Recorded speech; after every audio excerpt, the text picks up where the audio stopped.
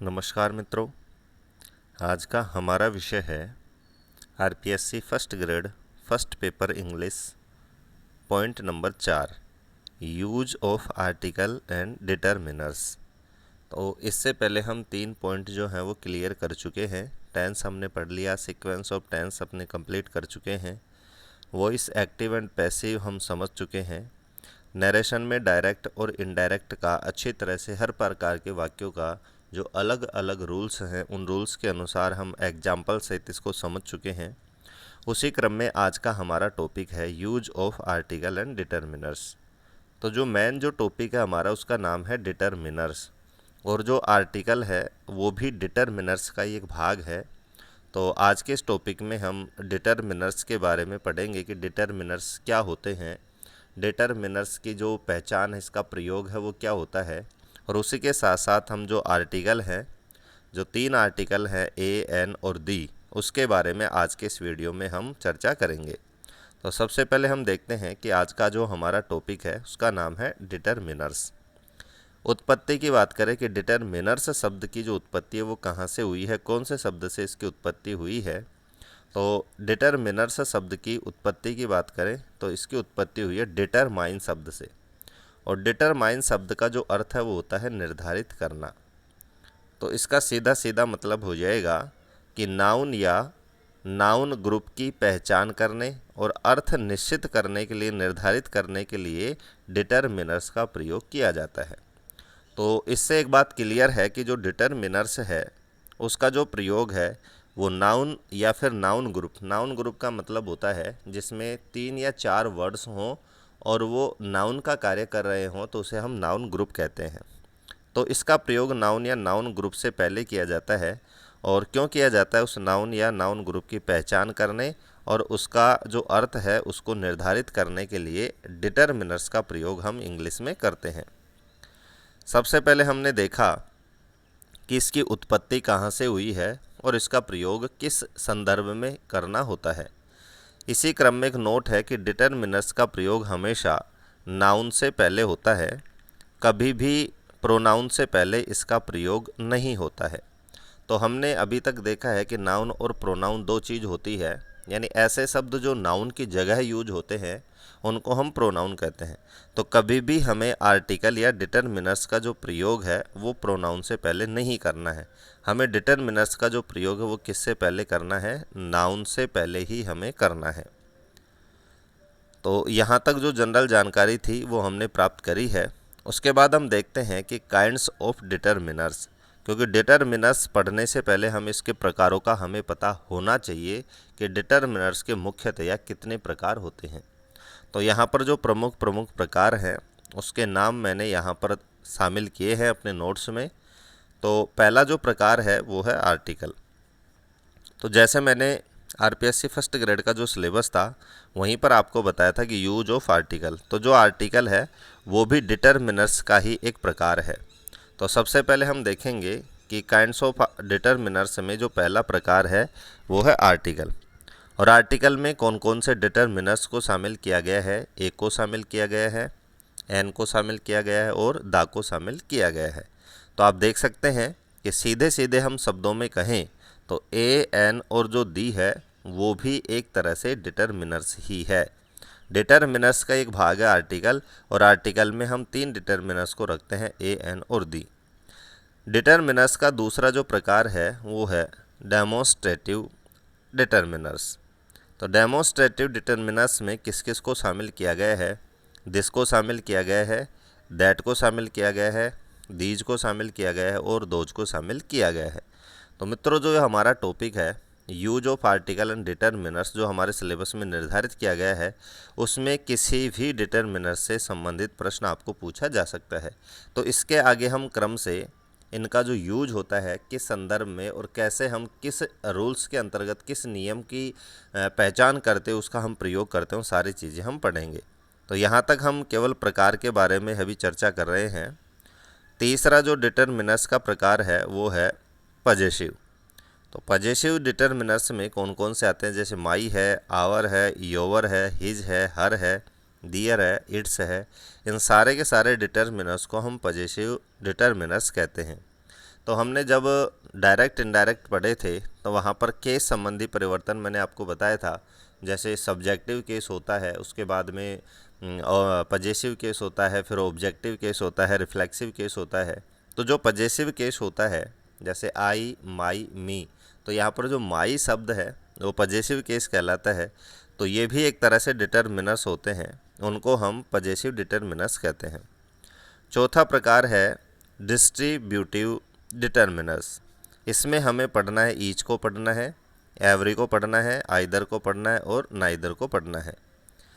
पांचवा जो प्रकार है वो है न्यूमेरल्स यानी संख्यात्मक। इसमें सम को शामिल किया गया, यानी सम को पढ़ना है, एनी को पढ़ना है, फ्यू को पढ़ना है, a few, the few, all, both, many, more, other, another, a number of, a lot of, none of, 1, 2, first, second, etc। तो जो भी संख्या को बताने वाले जो डिटर्मिनर्स है उनको हम न्यूमेरल्स डिटर्मिनर्स के अंतर्गत रखते हैं। तो इस तरह से देख सकते हैं कि टॉपिक का जो नाम है वो हमें छोटा लगता है, लेकिन इसमें जो डिटर्मिनर्स हैं उनकी जो संख्या है उनकी बात करें तो बहुत ज़्यादा है। छठा प्रकार है क्वांटिफायर्स यानी मात्रात्मक, यानी मात्रा को बताने वाले जो डिटर्मिनर्स हैं उनको हम क्वांटिफायर्स के नाम से जानते हैं। इसमें सम है, एनी है, लिटिल है, ए लिटिल है, द लिटिल है। जैसे हमने न्यूमेरल्स में पढ़ा था few, A few, the few, तो ठीक उसी तरह से उसी अर्थ को बताने के लिए क्वांटिफायर्स में भी 3 डिटर्मिनर्स हैं, लिटिल है, ए लिटिल है और द लिटिल है। उसके बाद मोर है, लेस है, नो है, एनफ है, ए लॉट ऑफ, प्लेंटी ऑफ और मच ऑफ। तो जिस तरह से हमने काउंटेबल के लिए हमें न्यूमेरल्स का प्रयोग करना है, उसी तरह से अनकाउंटेबल नाउन्स के लिए हमें क्वांटिफायर्स यानी मात्रात्मक, मात्रा को बताने वाले जो डिटर्मिनर्स हैं उनका प्रयोग किया जाता है। सातवां प्रकार है इंटेरोगेटिव यानी प्रश्नात्मक। जैसे वाट है, विच है आदि जो प्रश्नात्मक जो शब्द हमने पढ़े थे, उन प्रश्नात्मक शब्दों से किसी भी नाउन का यदि अर्थ निश्चित किया जा रहा हो, डिटरमाइन किया जा रहा हो, निर्धारित किया जा रहा हो, तो उसे हम इंटेरोगेटिव डिटर्मिनर्स के नाम से जानते हैं। आठवां प्रकार है रिलेटिव डिटर्मिनर्स। इसके अंतर्गत विच है, वोट है, वाट एवर है और विच एवर आदि जो डिटर्मिनर्स है इसे हम रिलेटिव डिटर्मिनर्स के नाम से जानते हैं। नवा जो प्रकार है वो है एक्सक्लेमेटरी। जैसे हमने एक सेंटेंस के प्रकारों में आपको बताया था कि एक्सक्लेमेटरी सेंटेंसेस होते हैं, वहाँ पर जैसे वाट शब्द है, तो ये जो शब्द है जो एक्सक्लेमेशन को एक्सप्रेस करते हैं उनको हम एक्सक्लेमेटरी डिटर्मिनर्स कहते हैं। तो इस तरह से आप देख सकते हैं कि जो मुख्य जो प्रकार है वो आपको यहाँ बता दिए गए हैं और इनका प्रयोग ही हमें पढ़ना है, क्योंकि हमारी परीक्षा में जो प्रश्न आएगा उसमें जैसे 4 ऑप्शन होंगे, एक वाक्य होगा और नाउन से पहले वहाँ पर फिल इन द ब्लैंक्स का प्रश्न वहाँ पर पूछा जाएगा और उसमें आपसे पूछा जाएगा कि निम्नलिखित जो ब्लैंक्स है, जो रिक्त स्थान है, इसकी पूर्ति सही डिटर्मिनर्स से आपको करनी है और चारों ऑप्शंस में से आपको उपयुक्त जो डिटर्मिनर्स है उसका चयन करके वहाँ पर उस रिक्त स्थान की पूर्ति को हमें करना है। तो यहाँ तक हमने जो डिटर्मिनर्स के जो प्रकार हैं वो हमने कंप्लीट किए हैं। अब नेक्स्ट हमारा जो महत्वपूर्ण जो हिस्सा है आज के वीडियो का वो है यूसेज ऑफ डिटर्मिनर्स यानी डिटर्मिनर्स का प्रयोग, जिसकी चर्चा मैं आपको कर ही चुका हूँ कि कैसे हमें पहचान करनी है कि यहाँ पर कौन सा डिटर्मिनर्स हमें भरना है। तो उसी प्रकारों में सबसे पहले हम आर्टिकल्स का जो यूसेज है, प्रयोग है, वो यहाँ पर पढ़ने जा रहे हैं कि आर्टिकल का प्रयोग किस अर्थ में और कहाँ कहाँ पर किया जाता है। तो सबसे पहले हमने प्रकारों में देखा था कि डिटर्मिनर्स का पहला प्रकार ही आर्टिकल होता है और आर्टिकल में 3 डिटर्मिनर्स को शामिल किया जाता है, ए, एन और दी। तो यहाँ पर हम सबसे पहले ए और एन का प्रयोग यहाँ पर हम पढ़ेंगे। तो सबसे पहला नियम है, यहाँ पर नियमों की संख्या रोमन में लिखी हुई है और जो एग्जाम्पल है उसकी संख्या ए, बी, सी इस तरह से मैंने यहाँ पर निर्धारित की है। तो आपको जहाँ भी रोमन में दिखे इसका मतलब आपको मानना है कि ये रूल्स है। तो ए एन का पहला रूल्स है कि कॉन्सोनेंट यानी व्यंजन साउंड से आरंभ होने वाली नाउन से पहले हमें ए का प्रयोग करना है या ए का प्रयोग किया जाता है। तो यहाँ पर आपको एक शब्द पे गौर करना है कि कॉन्सोनेंट साउंड से आरंभ होने वाले यानी व्यंजन साउंड से आरंभ होने वाली जो नाउन है उससे पहले हमें ए का प्रयोग करना है। इसका मतलब आप बिल्कुल ये ना समझें कि ऐसा कोई शब्द हो जिसकी शुरुआत में व्यंजन लेटर आ रहा हो, अक्षर आ रहा हो, नहीं तो आपका जो प्रश्न है वो बिल्कुल गलत हो जाएगा। हमें उसका साउंड चेक करना है, ना कि हमें उसका जो फर्स्ट लेटर है उसको चेक करना है। यहाँ पर कई बार क्या होता है, हमें बचपन में या कई बुक्स में हमें पढ़ाया जाता था कि यदि किसी शब्द की शुरुआत ए, आई, ओ, यू इनको छोड़कर किसी व्यंजन से होती है तो हमें ए का प्रयोग करना है। तो इस नियम को आप बिल्कुल भूल जाइए। हमें उस शब्द का जो साउंड है, प्रोनंसिएशन है, उसको देखना है। यदि हमारा प्रोनंसिएशन है वो व्यंजन से स्टार्ट हो रहा है, उसमें व्यंजन की ध्वनि सुनाई दे रही है, तो हमें वहाँ पर ए का प्रयोग करना है। ये जो रूल्स है वो आपका एग्जाम्पल से बिल्कुल क्लियर हो जाएगा। तो सबसे पहला एग्जाम्पल है कि he is a good boy. तो यहाँ पर आप देख सकते हैं कि यहाँ पर हमारा जो नेक्स्ट शब्द है वो है गुड बॉय। तो यहाँ पर हमने देखा नाउन ग्रुप, तो एक नाउन ग्रुप है, गुड एक एडजेक्टिव है, बॉय एक नाउन है, तो दोनों को मिलाएंगे तो इसको नाउन ग्रुप कहते हैं। तो यहाँ पर गुड शब्द की जो ध्वनि है वो व्यंजन में आ रही है, इसलिए हमें यहाँ पर ए का प्रयोग करना है। नेक्स्ट एग्जाम्पल है my friend bot A car. तो यहाँ पर भी आप देख सकते हैं हमारा जो नेक्स्ट नाउन है वो है कार, और इसका जो साउंड है वो व्यंजन साउंड है।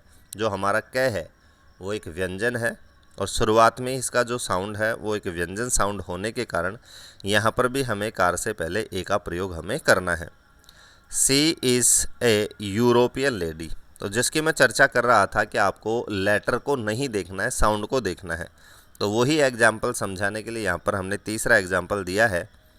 तीसरे एग्जाम्पल में आप देख सकते हैं यहाँ पर यूरोपियन लिखा हुआ है, और इसकी जो शुरुआत है वो ई से हो रही है, और ई जो है वो एक हमारा वोवेल है, स्वर है, लेकिन इसका जब साउंड करेंगे, इसका जब प्रोनंसिएशन हम करेंगे, तो यहाँ पर हमारा जो प्रोनंसिएशन है वो यू से शुरू हो रहा है, यूरोपियन, और यू जो एक है वो हमारा एक कॉन्सोनेंट है, यानी व्यंजन है। तो इसी वजह से हमें यहाँ पर एन का प्रयोग ना करके हमें ए का प्रयोग हमें यहाँ पर करना है। तो सिंपल सा यहाँ पर रूल है कि यदि किसी शब्द की जो ध्वनि है उसकी यदि शुरुआत व्यंजन से हो रही है तो हमें ए का प्रयोग करना है। दूसरा जो नियम है वो कहता है वोवेल स्वर यानी वोवेल साउंड से आरंभ होने वाले वर्ड से पहले हमें एन का प्रयोग करना है या एन का प्रयोग किया जाता है। तो ठीक उसी तरह से हमें एन को भी समझना है कि जिस तरह से व्यंजन साउंड से पहले हमें ए का प्रयोग करना होता है, ठीक उसी तरह से वोवेल्स यानी स्वर साउंड से पहले हमें एन का प्रयोग करना है। यहाँ पर भी हमें लेटर को नहीं देखना है कि ए आ रहा है, आई आ रहा है, ओ आ रहा है, यू आ रहा है। हमें साउंड को यानी प्रोनंसिएशन करके साउंड को चेक करना है। यदि उस शब्द की शुरुआत में ही हमें स्वर की ध्वनि सुनाई दे रही है तो हमें एन का प्रयोग करना है। एग्जाम्पल देखते हैं। पहला एग्जाम्पल है कि she eats an apple every day. तो यहाँ पर आप देख सकते हैं हमें एप्पल से पहले हमें आर्टिकल भरना था। तो एप्पल की बात करें तो शुरुआत भी ए से हो रही है, और इसके साउंड की बात करें तो साउंड में हमें दिख रहा है कि एप्पल यानी ए आ रहा है, और ए हमारा एक स्वर है, इसी वजह से एप्पल से पहले हमें एन का प्रयोग यहाँ पर करना है। नेक्स्ट एग्जाम्पल है श्रीलंका इज़ एन आइलैंड। तो यहाँ पर देख सकते हैं कि यहाँ पर आइलैंड शब्द की जो शुरुआत है वो आ से हो रही है। आ हमारा एक स्वर है, इसलिए आइलैंड से पहले हमें यहाँ पर एन का प्रयोग करना है। नेक्स्ट एग्जाम्पल है कि सी इज़ एन इंजीनियर।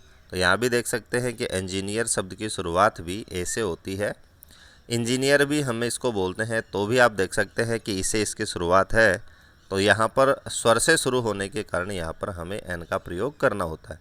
तो तीनों एग्जाम्पल से आपके बात क्लियर हो चुकी है कि तीनों ही जगह यहाँ पर जो नेक्स्ट हमारा जो नाउन है उसकी शुरुआत स्वर से हो रही है, और स्वर से शुरुआत होने के कारण हमें यहाँ पर एन का प्रयोग करना है।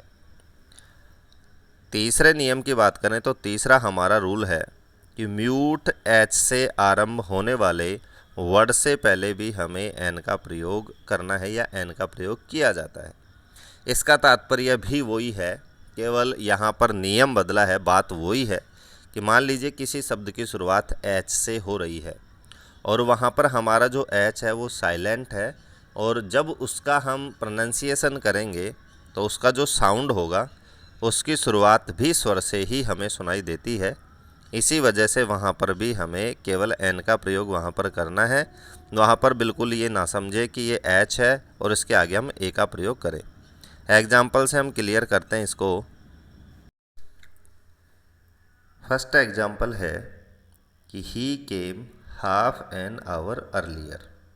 तो यहाँ पर आप देख सकते हैं कि यहाँ पर आवर शब्द है और इसकी जो शुरुआत है वो एच शब्द से हो रही है, लेकिन इसका जब हम प्रोनाउंसिएशन करेंगे तो प्रोनाउंसिएशन की शुरुआत आ शब्द से यहाँ पर होती है, क्योंकि यहाँ पर हमारा जो एच है वो बिल्कुल साइलेंट है और एच म्यूट होने के कारण, साइलेंट होने के कारण हमें यहाँ पर एन का प्रयोग करना होता है। तो यहाँ पर ये जो रूल है वो यही बताता है, यदि हमारे किसी शब्द की शुरुआत एच शब्द से हो रही है और वो एच वहाँ पर हमारा म्यूट हो, साइलेंट हो, तो वहाँ पर हमें एन का ही प्रयोग करना है। यद्यपि यहाँ पर शुरुआत जो है वो व्यंजन से हो रही है, फिर भी हमें साउंड के अकॉर्डिंग यहाँ पर एन का प्रयोग करना है। सेकंड एग्जाम्पल से इसको समझते हैं। सेकंड एग्जाम्पल है कि he is an honourable member of this club. तो यहाँ पर आप देख सकते हैं, यहाँ पर हमारा शब्द है ऑनरेबल। तो यहाँ पर इस ऑनरेबल शब्द की जो शुरुआत है वो भी एच शब्द से हो रही है, लेकिन इसका जो प्रोनाउंसिएशन है वो भी हमारा साउंड जो है वो वोवेल यानी स्वर से होने के कारण यहाँ पर हमें एन का प्रयोग करना है। यहाँ पर एन का प्रयोग किया गया है। तो इस तरह से हमें इस नियम का फॉलो करते हुए यही समझना है कि यदि हमारा जो शब्द है, यदि हमारा शब्द की शुरुआत एच शब्द से हो रही है और उसका जो प्रोनाउंसिएशन है वो यदि स्वर साउंड से है, तो वहाँ पर भी हमें एन का ही प्रयोग करना है, ना कि ए का। नेक्स्ट जो इसका जो रूल्स है, चौथा नियम हम समझते हैं कि चौथे नियम के अनुसार क्या हमें वहाँ पर प्रयोग करना है कि ऐसे इंडिविजुअल लेटर्स जिनका आरंभ वोवेल साउंड से हो उनसे पहले भी एन का प्रयोग होता है। तो यहाँ भी सेम बात को रिपीट किया गया है, लेकिन यहाँ पर जो शब्द है उसकी प्रकृति के कारण यहाँ पर मैंने नियम जो है वो अलग से लिखा है।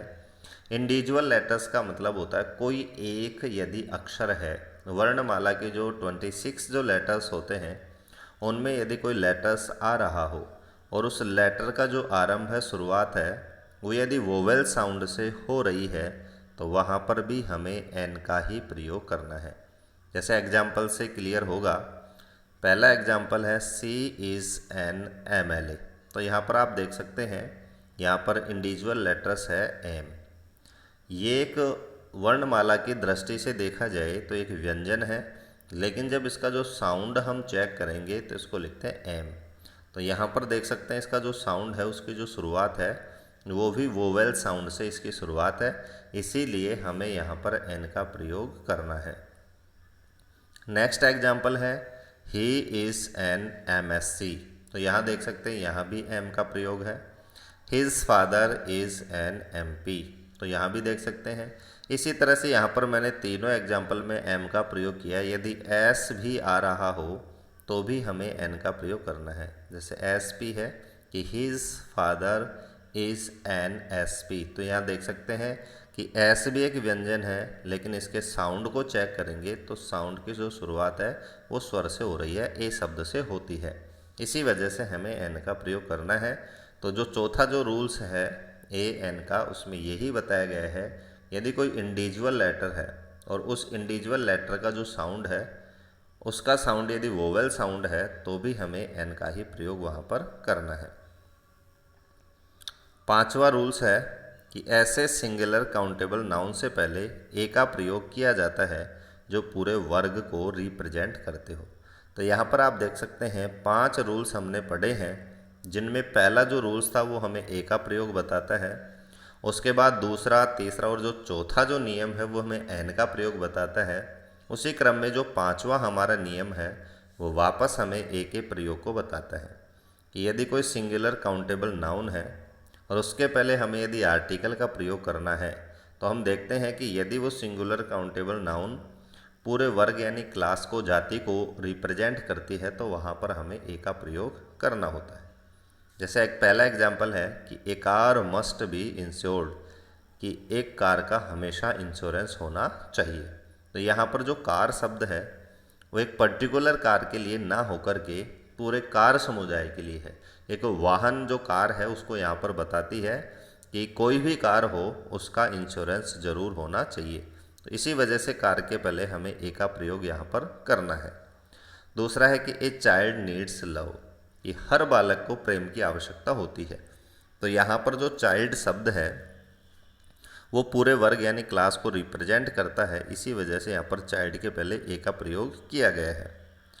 A teacher is a respected person in the society, तो यहाँ भी देख सकते हैं जो टीचर शब्द है वो पूरे वर्ग यानी क्लास को यहाँ पर रिप्रेजेंट करता है। एक पर्टिकुलर टीचर को ना बता करके पूरे टीचर समुदाय को यहाँ पर बताया गया है। तो इसी तरह से तीनों जो एग्जाम्पल हैं उसमें पूरे वर्ग को रिप्रेजेंट किया जाने के कारण यहाँ पर हमने ए का प्रयोग किया है। तो इन्हीं 5 नियम्स के साथ ए और जो एन के जो प्रमुख प्रमुख जो नियम हैं, प्रमुख प्रमुख जो प्रयोग हैं, जो समाप्त होते हैं। अब हमारा तीसरा जो महत्वपूर्ण आर्टिकल है जिसका नाम है दा। तो दा का प्रयोग हम यहाँ पर पढ़ेंगे कि किस किस अर्थ में और किस किस संदर्भ में हमें दा का प्रयोग करना है। बिल्कुल सिंपल है, हमें केवल रूल्स को फॉलो करना है और रूल्स को याद रखते हुए हमें दा का प्रयोग करना है। तो सबसे पहला नियम हमें बताता है यूनिक ऑब्जेक्ट से पहले दा का प्रयोग किया जाता है। तो सबसे पहले मैं आपसे एक चर्चा करना चाहता हूँ कि ये जो दा शब्द है इसका जो साउंड है वो कहीं कहीं पर आपको द सुनाई देता है और कहीं कहीं पर आपको दी सुनाई देता है। तो सबसे पहले हमें इसी चीज़ को देख लेते हैं कि कहाँ पर इसको द कहते हैं और कहाँ पर इसको दी कहते हैं। तो जिस नाउन या ग्रुप ऑफ नाउन से पहले हम द शब्द का प्रयोग करते हैं उस नाउन या ग्रुप ऑफ नाउन की शुरुआत यदि वोवेल से हो रही है यानी स्वर से होती है तो वहाँ पर हमें दी का प्रयोग करना है यानी उसको दी बोलना है। और यदि व्यंजन साउंड से उसकी शुरुआत हो रही है तो वहाँ पर उसको हमें द बोलना है।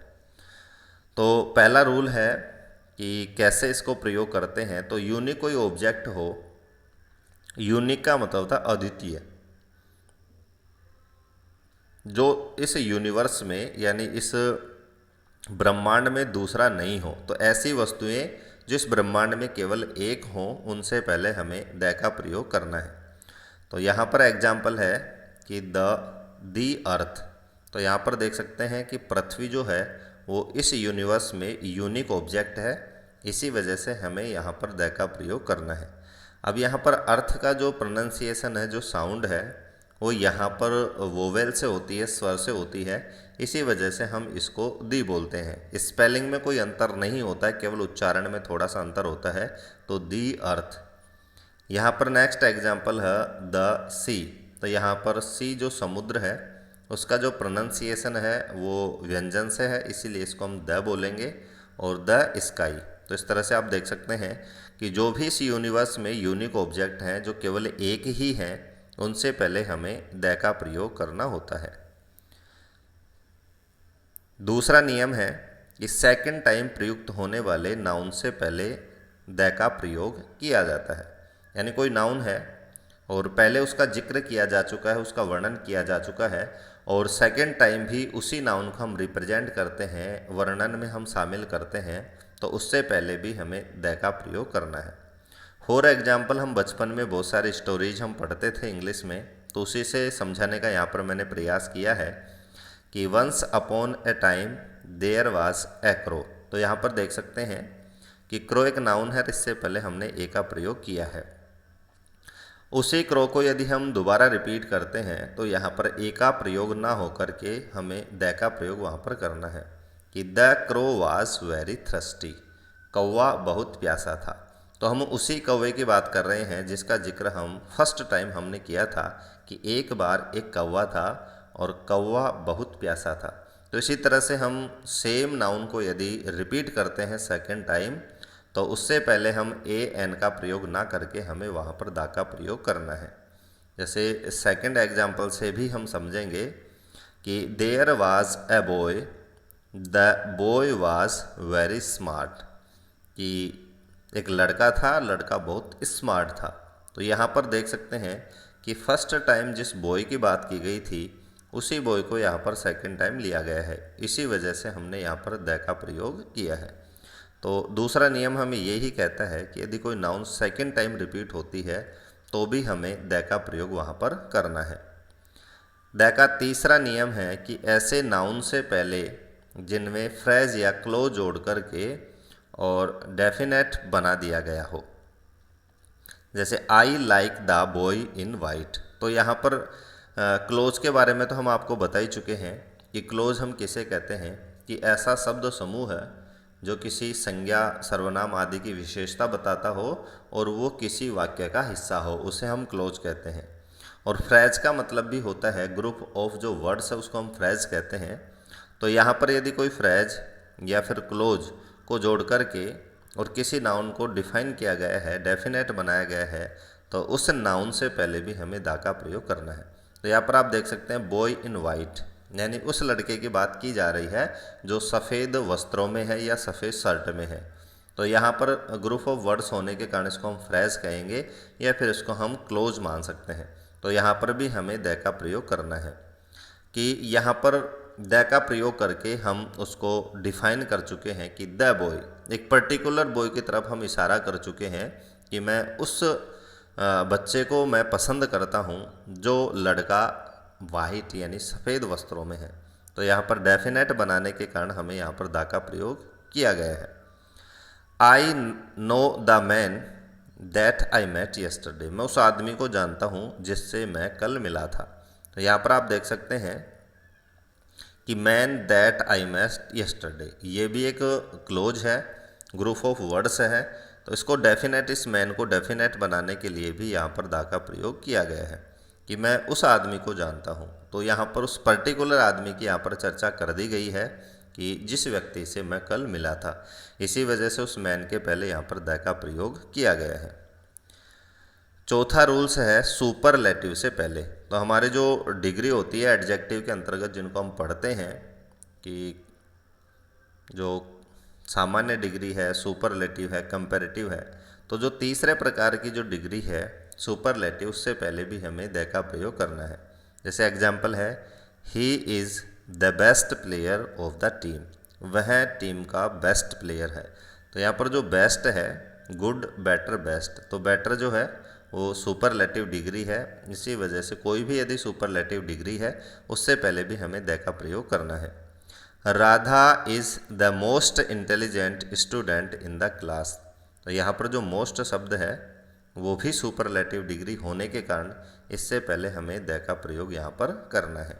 तो सिंपल सा रूल है, कोई भी सुपरलेटिव डिग्री है परीक्षा में है और उससे पहले यदि ब्लैंक्स है तो हमें जो ऑप्शन है वो हमें उस ऑप्शन में हमें द का चूज करना है। नेक्स्ट नियम है कि द प्लस सिंगुलर नाउन का प्रयोग पशुओं या वस्तुओं या व्यक्तियों के एक समूह यानी जाति को रिप्रेजेंट करने के लिए भी होता है। तो यहाँ पर इस पैटर्न को हमें फॉलो करना है कि आगे हमारा कोई सिंगुलर नाउन हो। सिंगुलर का मतलब होता है एक वचन कोई संज्ञा हो और उस एक वचन संज्ञा में क्या क्या होना चाहिए, कोई पशु हो, कोई वस्तु हो या फिर कोई व्यक्ति हो।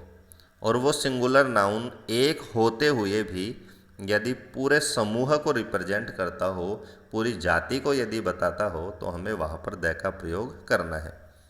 जैसे एग्जाम्पल से इस बात को समझने का हम प्रयास करते हैं कि the dog is a faithful animal. तो आप देख सकते हैं कि जो डॉग है वो एक सिंगुलर नाउन है, एक वचन संज्ञा है, और ये जो डॉग है वो पूरे समूह जाति को बताता है कि कुत्ता एक वफादार प्राणी होता है। तो यहाँ पर हर कुत्ते की बात की गई है, तो यहाँ पर हम द का प्रयोग करते हैं। The cow is a domestic animal, गाय एक पालतू जानवर होती है। तो यहाँ पर जो काऊ है वो सिंगुलर नाउन है और साथ में ये पूरे समूह यानी जाति को रिप्रेजेंट करती है, इसी वजह से यहाँ पर द का प्रयोग किया गया है। The rich should help the poor, अमीर आदमियों को गरीबों की मदद करनी चाहिए। तो यहाँ पर जो रिच शब्द है वो पूरे अमीर समुदाय को रिप्रेजेंट करता है, इसी वजह से यहाँ पर द का प्रयोग किया है। तो सिंगुलर होने के बावजूद यदि कोई नाउन है वो पूरे उस कास्ट को, उस समूह को, उस क्लास को यदि वो रिप्रेजेंट करती है तो वहाँ पर हमें द का प्रयोग करना चाहिए या करना होता है। छठा नियम है समुद्रों, नदियों, द्वीप समूहों, पर्वत श्रृंखलाओं, मरुस्थलों आदि के नाम से पहले, यानी कोई समुद्र का नाम हो, कोई नदी का नाम हो, कोई द्वीप समूह का नाम हो, पर्वत श्रृंखला का, माउंटेन चेन का नाम हो, मरुस्थलों का नाम हो, डेजर्ट यदि कोई हो, और उससे पहले हमें यदि आर्टिकल भरना है तो वहाँ पर भी हमें द का प्रयोग ही करना होता है। जैसे एग्जाम्पल है द अरेबियन सी, यानी अरब सागर, तो ये एक समुद्र सागर का नाम है, इसीलिए हमने अरेबियन से पहले द आर्टिकल का प्रयोग यहाँ पर किया है। द गंगा, गंगा एक रिवर का नाम है, तो रिवर का नेम होने के कारण हमें यहाँ पर द का प्रयोग करना है। दी अंडमान एंड निकोबार, तो अंडमान निकोबार द्वीप समूह का नाम है, इसलिए यहाँ पर द का प्रयोग किया गया है। दी अरावली एक पर्वत श्रृंखला है, इसी वजह से अरावली से पहले भी यहाँ पर द का प्रयोग किया गया है। अब मान लीजिए यहाँ पर मैंने एग्जाम्पल नहीं लिखा है, यदि कोई मरुस्थल का नाम है, जैसे सहारा मरुस्थल है अफ्रीका का, तो सहारा डेजर्ट यदि आगे आ रहा है तो वहाँ पर भी हमें द का प्रयोग करना है। थार का नाम आ रहा है, थार डेजर्ट, तो भी हमें द का प्रयोग करना है। तो यदि कोई मरुस्थल का नाम है तो भी हमें वहाँ पर द आर्टिकल का ही प्रयोग करना होता है। नेक्स्ट नियम है समाचार पत्रों, जहाज़ों के नाम से पहले, यदि कोई शिप का नाम है, कोई न्यूज़पेपर का नाम है, तो उससे पहले भी हमें द आर्टिकल का प्रयोग करना है। ये सारी चीज़ें कॉमन है, हम पहले छोटी क्लासों में भी पढ़ चुके हैं, लेकिन हमारे सिलेबस में होने के कारण यहाँ पर हमें दोबारा रिपीट करना भी चाहिए और पढ़ना भी चाहिए। एग्जाम्पल है द दैनिक भास्कर, तो दैनिक भास्कर न्यूज़पेपर का नाम है, इसलिए यहाँ पर द का प्रयोग किया गया है। द हिंदुस्तान टाइम्स, ये भी न्यूज़पेपर का नाम है, इसलिए यहाँ पर द का प्रयोग हुआ है। और द टाइटैनिक, एक जहाज़ का नाम है, एक प्रसिद्ध जहाज़ है, इस पर एक मूवी भी बनी है, तो जहाज़ के नाम से पहले भी हमें द आर्टिकल का प्रयोग हमें करना होता है। नेक्स्ट रूल है दिशाओं के नाम से पहले, यदि कोई भी दिशा सूचक शब्द है तो उससे पहले भी हमें द का प्रयोग वहाँ पर करना है। जैसे एग्जाम्पल है the sun rises in the east, तो यहाँ पर आप देख सकते हैं ईस्ट एक दिशा सूचक शब्द है, इसीलिए ईस्ट से पहले हमें द आर्टिकल का प्रयोग यहाँ पर करना है। The sun set in the west, west भी एक दिशा सूचक शब्द है, पहले का अर्थ है कि सूर्य पूर्व में उदय होता है, दूसरे का अर्थ है कि सूर्य पश्चिम में अस्त होता है, तो दोनों ही जगह दिशाओं का प्रयोग किया गया है, इसलिए हमें द आर्टिकल का प्रयोग यहाँ पर करना है। नेक्स्ट हमारा रूल है कि महासागर, नहर, खाड़ी आदि के नाम से पहले भी द का प्रयोग हमें करना है, यानी कोई महासागर का नेम हो, कोई नहर का नाम हो, कोई बे का नाम हो, यानी खाड़ी का नाम हो, तो उससे पहले भी हमें द आर्टिकल का प्रयोग ही हमें करना होता है। जैसे पहला एग्जाम्पल है कि द बे ऑफ बंगाल, तो बे ऑफ बंगाल एक खाड़ी का नाम है, बंगाल की खाड़ी, तो खाड़ी का नाम होने की वजह से हमने इससे पहले द आर्टिकल का प्रयोग यहाँ पर किया है। नेक्स्ट एग्जाम्पल है कि द इंडियन ओशियन, हिंद महासागर, तो महासागर का नाम इसलिए यहाँ पर द का प्रयोग हुआ है। और द इंदिरा गांधी कैनाल, तो यहाँ पर एक नहर का नाम है इंदिरा गांधी, इसलिए यहाँ पर द का प्रयोग हुआ है। तो तीनों एग्जाम्पल से बिल्कुल क्लियर है कि खाड़ी के नाम से पहले भी द आर्टिकल का प्रयोग होता है, महासागर के नाम से पहले भी द आर्टिकल का प्रयोग होता है, और कोई नहर का नाम हो उससे पहले भी हमें द आर्टिकल का प्रयोग हमें करना होता है। नेक्स्ट रूल है कि पवित्र पुस्तकों, वाद्य यंत्रों, ऐतिहासिक भवन या इमारत हो तो उनके नाम से पहले भी हमें द आर्टिकल का प्रयोग वहाँ पर करना होता है। तीनों का यहाँ पर एक एक एग्जाम्पल है कि द रामायण, द गीता, तो यहाँ पर आप देख सकते हैं कि रामायण और जो गीता है वो बुक्स होली बुक्स हैं, फेमस बुक्स हैं, इसी वजह से दोनों के पहले हमें द आर्टिकल का प्रयोग यहाँ पर करना है। द हारमोनियम, द फ्लूट, तो दोनों के दोनों वाद्य यंत्र है, हारमोनियम और फ्लूट, इसीलिए दोनों से पहले यहाँ पर द आर्टिकल का प्रयोग किया गया है। द रेड फोर्ट, द हवा महल और द ताजमहल, तीनों के तीनों ऐतिहासिक भवन है, इमारतें हैं, इसलिए तीनों से पहले हमने द आर्टिकल का प्रयोग यहाँ पर किया है। तो सिंपल सा रूल है, यदि कोई फेमस या ऐतिहासिक कोई बिल्डिंग है, कोई भवन है, तो उससे पहले हमें द आर्टिकल का प्रयोग वहाँ पर करना है। तो इसी के साथ साथ हमारा जो द का जो पोर्शन है वो कंप्लीट होता है। इसमें हमने जो 10 रूल्स हैं उनके माध्यम से हमने द आर्टिकल का प्रयोग यहाँ पर पढ़ा है, और इस 10 नियमों में मैंने जो प्रमुख प्रमुख जो नियम हैं उन सभी को यहाँ पर शामिल किया है। इसी के साथ हमारा जो यूज ऑफ डिटर्मिनर्स टॉपिक का जो पहला जो पार्ट है वो हमने कंप्लीट कर लिया है। इसमें हमने परिचय और किस संदर्भ में इनका प्रयोग किया जाता है, और इसी के साथ साथ जो डिटर्मिनर्स का जो पहला जो प्रकार है आर्टिकल, जिसमें 3 आर्टिकल शामिल किए गए हैं, ए एन दी, तीनों को हम यहाँ पर कंप्लीट कर चुके हैं। इसी के साथ आज का हमारा वीडियो कंप्लीट होता है। तो आज का वीडियो आपको कैसा लगा कमेंट बॉक्स में कमेंट करके अवश्य बताएं। वीडियो को लास्ट तक देखने के लिए धन्यवाद।